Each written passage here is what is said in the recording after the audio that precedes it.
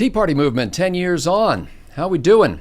I'm Scott Ott, and this is Bill Whittle now. And Bill, it's hard to believe because both you and I have been together the whole time for all of that, apart and together as we are, halfway across the country. But 2009 was the birth of the Tea Party movement. This is now 2019. We're coming up on April when it really kind of kicked off and people began gathering and giving speeches and around the country. I guess I just want, first of all, your initial reaction to the idea that we're now a decade into this thing. What are the first thoughts that come to your mind? Wow. Time flies when you're having fun, I guess. That'd be my first reaction. So the T, for those of you who are too young to remember this, Tea Party stands for, it's a recollection of the original Boston Tea Party back in the pre-revolutionary days of this country, but it also is an acronym which stands for Taxed Enough Already. That's what TEA stands for. Yeah, but that acronym was retroactively applied. Really? Yeah. What was the name of the guy who had the meltdown on, was it CNBC? I've forgotten his name. Rick Santelli. That's right. That's how it started. We were getting all of this Obama socialism shoved down our throat, and not for a long time either. I mean, just a couple months. And the markets were tanking, and a lot of that had to do with before Obama came to office, obviously. But he said, somebody just needs to go down to the harbor and throw some tea into the harbor, and that lit up half the country. It's so strange the way that happened, Scott. It really is lightning in a bottle. There's no way you could have predicted it. It's not like it's a major, it's not like Rush Limbaugh went on the Tonight Show, just this thing. And it took off because it appealed to people who'd never been politically active before. And of all the things that I remember the most about the Tea Party, and to be perfectly honest, liked the most about the Tea Party, was how unprofessional it was, especially in the early days. Let me ask you, what is your perception of its beginnings? Now, we all engage in a certain degree of historical revisionism just because of flawed memories and because of things that happened in the intervening years that shape our memories. But in your perception, what was that movement that caused people to gather by their thousands in small communities and large all across the country? What was it fundamentally about at the inception? Well, it's been 10 years, but my memory was that an enormous multitude, 300,000 or 400,000 people appeared outside of my apartment balcony on their knees and basically asked me if I would lead the counter-revolution to restore American greatness. I can't say that didn't happen. And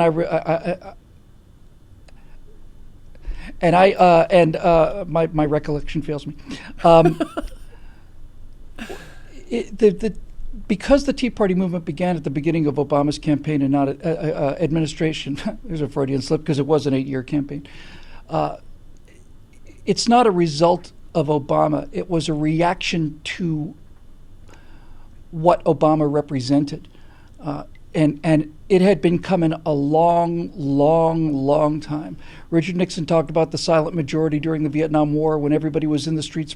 When I say everybody was in the streets protesting, a number of people, hundreds of thousands, maybe a few million people out of a population of probably 150, 60 million or whatever it was at the time, were in the streets protesting. And Nixon said there's a silent majority of people out there who are not protesting. And he was right. And I think that the Tea Party movement was a reaction to people seeing a guy who was really genuinely, seriously going to fundamentally change the way, change the United States of America. And a lot of people liked the United States of America and decided they didn't like it. And the thing I remember most about those early days especially was just how kind of heady it was. It was just, look, there's just lots and lots and lots of people here, and they're waving American flags, and there's veterans here, and it was our movement. And the one thing too, Scott, that's really, I think, really important is it was an actual, and it remains because it didn't go away. It's become mainstream conservative Republican politics now, but in those early days, especially, people were they'd never done this before. They'd never taken to the streets. They'd never organized events. They didn't know how to get the permits. They didn't have to do anything. And the idea that there was this movement, and even better, that this movement scared the left so much that they made, I don't know, 3, 4 attempts to copy it. There was the Coffee Party. There was the, essentially Occupy Wall Street was the anti-Tea Party.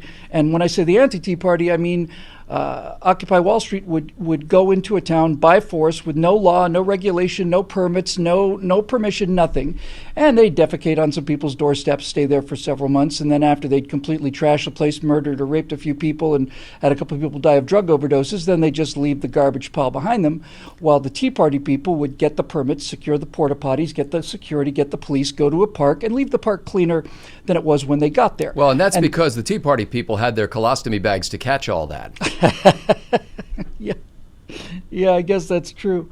It's a different demographic. Let me ask you, because my perception was, in my memory, I gave a couple of speeches to Tea Party groups way back in the day. I remember standing in the rain on a slippery marble bench in a little town square in Bethlehem, Pennsylvania, I believe. Yep. And people at that time, Nancy Pelosi and others were saying this is an AstroTurf movement that's whipped up by the Koch brothers. And I'm talking through this sort of scratchy PA system that looks like somebody stole it from an elementary school in 1962.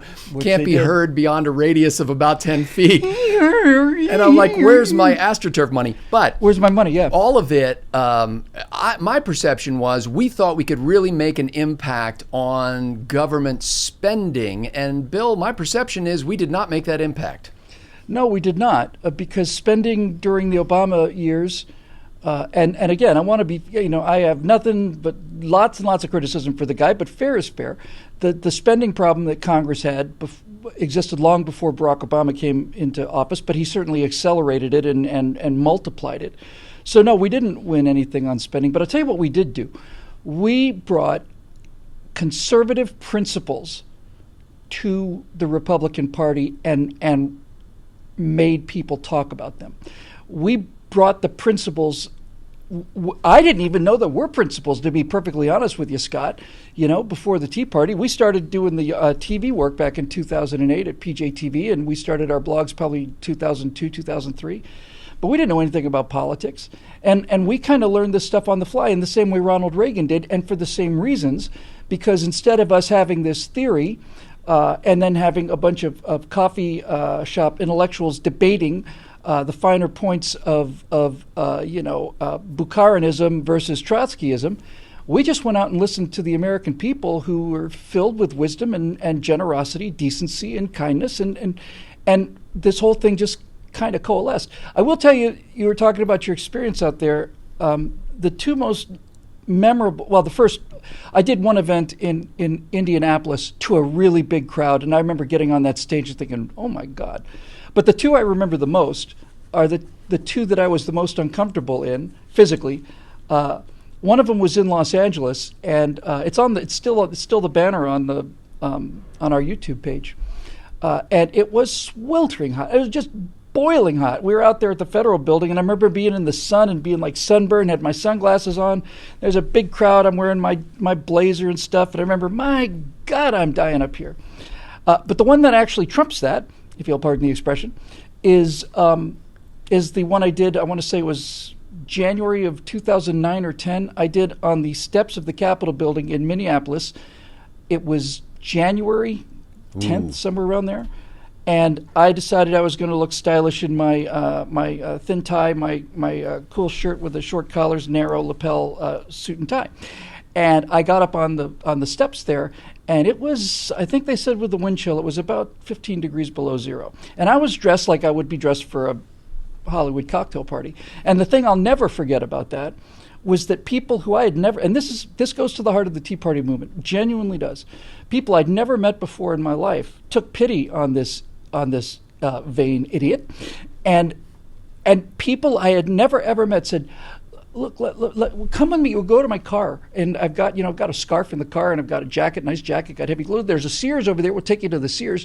Just take a few minutes. We'll get you a scarf, and you'll be fine. And just complete strangers, offering to help. You could tell that the Tea Party movement is a real movement because none of the signs matched. You look at a Black Lives Matter or a Occupy Wall Street protest or any of these union protests, teachers protests.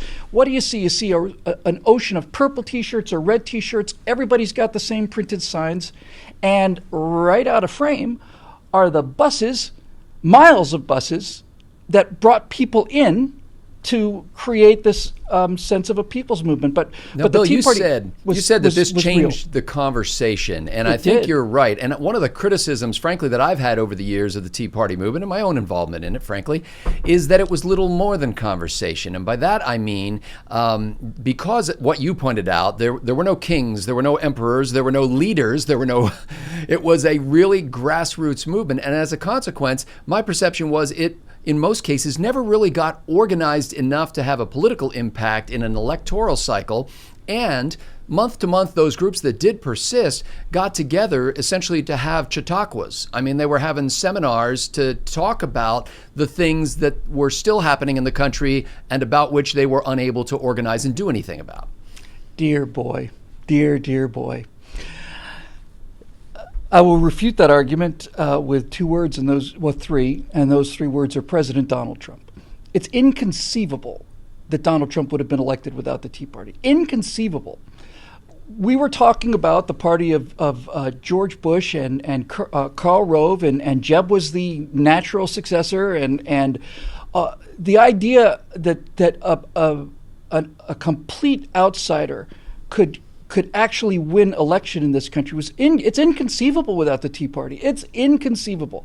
What the Tea Party did, I think, for the country was, during most of the time that the Tea Party's been in existence was the Obama administration. During those 8 years, the Tea Party provided a constant criticism of the administration that you weren't hearing from the mainstream media. They were talking about foundational principles that were being violated on a daily basis. The first candidates that the Tea Party ran were terrible candidates, but they were candidates. They were outsiders. And the ground game, the actual volunteers that actually win elections, the people that go knocking on doors, came from the Tea Party. I have no memory at all, none, of the Republican Party having any effect on anything prior to the Tea Party. Without the Tea Party, there would be no Donald Trump. There would be no Supreme Court justices who went from conservative to conservative, moderate to conservative, and presuming they eventually discover the carbonite cell that Ruth Bader Ginsburg has been encased in, liberal to conservative. That is a 30, 40 year, it's a generational achievement. And it ain't over yet. So no, we didn't get everything we wanted. And that's, guess what? That's life. Conservatives accept the fact that life is not perfect, and we don't, and there is no perfect world. You've got good and better. So let me take that as a jumping off point for my final question. And that is, 10 years on, what remains for the Tea Party to do? How do you see the Tea Party of the next 10 years? And is it even going to be referred to that way? Has it been subsumed into some larger movement? I certainly it's not as popular a term. And needless to say, it was demonized by the left from its inception. And I'd love to tell you that doesn't matter, but it does matter. They've just been smearing the brand, basically. The term rhino, Republican in name only, I'm sure it existed before the Tea Party, but it didn't mean anything before the Tea Party. They were all rhinos before the Tea Party. I mean, with the exception of Ronald Reagan, it's just nothing but machine politicians in Washington doing the job of the Republican Party, which prior to the Tea Party was to spend just a tiny bit less and have a little bit smaller state than the Democrats. And this revolution brought about this return to first principles. Now, I will tell you what my primary ongoing criticism of the Tea Party is, and this has hurt us badly. Because the Tea Party was a reference to the Boston Tea Party, and because of the groundswell of patriotism that drove and drives the Tea Party movement, all of the imagery of the Tea Party, all of the iconography, all of the visuals, the optics, are set 250 years ago. And I have done hundreds, I haven't done hundreds, I've certainly done scores and scores of Tea Party events. And I'll be in front of a picture of the Constitution, and there'll be, the We the People, or the Declaration of Independence, and here's Thomas Jefferson, and here's the Gadsden flag.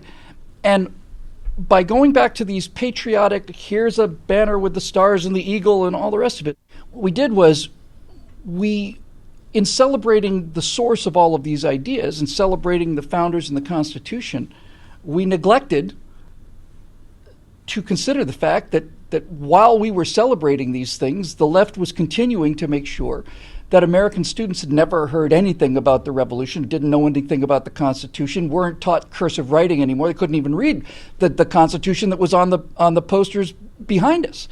And so what happened over the last 10 years is that to young people, the Tea Party movement is just a bunch of old people, and we basically say, we're conservatives. We write on animal skins with feathers, and we have a flag with a snake on it and a guy with a musket. Sign up here. And we wonder why young people didn't come to this in significant numbers. I think our Tea Party, let's just put it this way, there's no sense in looking back, but going forward, I would like to see all Republican messaging with this. Essentially, it's a white sheet of paper with black Helvetica, one line, looks like an Apple ad. And the idea of placing these fundamental principles in the future rather than in the past is the essence of the parallel work that we're trying to get started here at BillWhittle.com to put America into the future and use images and terminology that young people get and avoid terms like liberal, conservative, Republican, Democrat, get down to these core principles that we talk about every day on this show and put them in the future where they're exciting and cool and interesting and where they belong. Well, ladies and gentlemen, just to sum up here from my own personal perspective, while I have to ask provocative questions of Bill, I will say that I would not have been elected to local office if it weren't for the exertions of individuals in the Tea Party movement.